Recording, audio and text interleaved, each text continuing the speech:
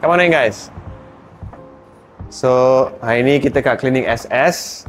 Jangan malu, boleh bawa wife, kita boleh bincang. And dekat sini, staff kita memang semua lelaki. Right, lepas dah daftar, staff akan bawa masuk ke bilik consultation. So, dekat bilik consultation, kita nak tahu masalah. Lepas tu, kita akan consult and of course, secara holistik dan secara keseluruhan.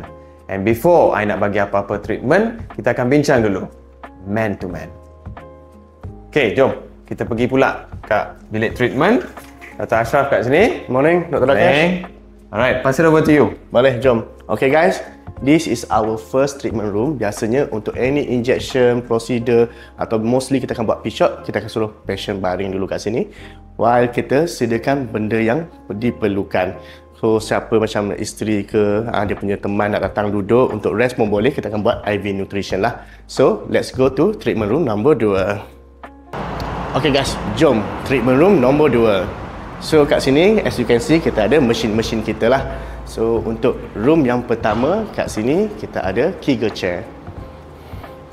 So, klien akan duduk for around 30 minutes. After dah settle, dia boleh balik macam biasa. Kat sini untuk klien yang akan buat shockwave therapy. Most of our client akan combine treatment. So, shockwave therapy for 10 minutes and then Kegel chair for another 30 minutes. After that, boleh balik, boleh bersama macam biasa.